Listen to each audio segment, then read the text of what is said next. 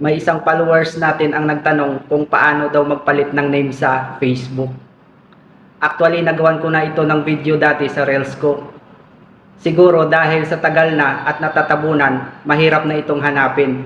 Kaya bago natin umpisahan ang tutorial, pakipindot nyo muna ang follow button sa tabi ng aking pangalan para lagi kang updated sa mga ganito kong video.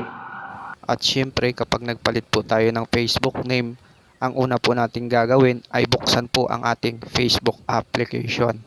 At kapag nasa Facebook na po kayo, pindutin nyo po itong tatlong guhit na makikita po sa taas ng inyong cellphone para dalhin po kayo sa menu.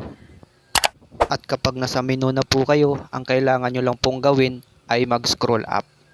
At hanapin nyo po dyan ang Settings in Privacy. At kapag nahanap na po natin ang Settings in Privacy, ang gagawin po natin ay pindutin po ito. At kapag napindot nyo na po ang Settings in Privacy, sa ibaba po may makikita kayo dyan na Settings. Pindutin din po natin ito para dalhin po tayo sa Settings in Privacy ni Facebook. At dito na tayo sa Settings in Privacy ni Facebook. Sa ibaba may makikita kayo dyan, Meta Account Center.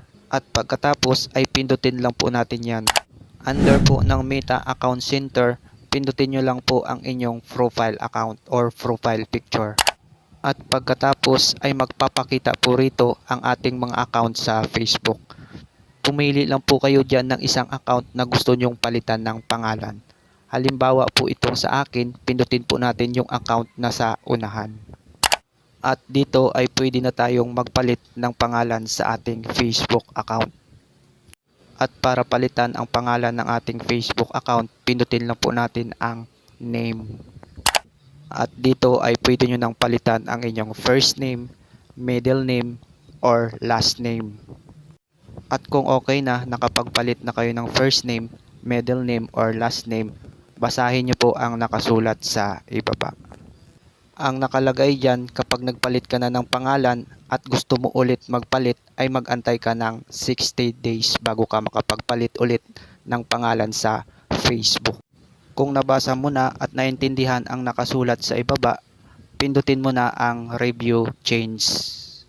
So ganun lang po kasimple at kadali kung paano po magpalit ng name or pangalan sa Facebook. Kung nagustuhan niyo po ang video, isang like, share at follow po ay masaya na ako at magkita-kita po tayo in my next video.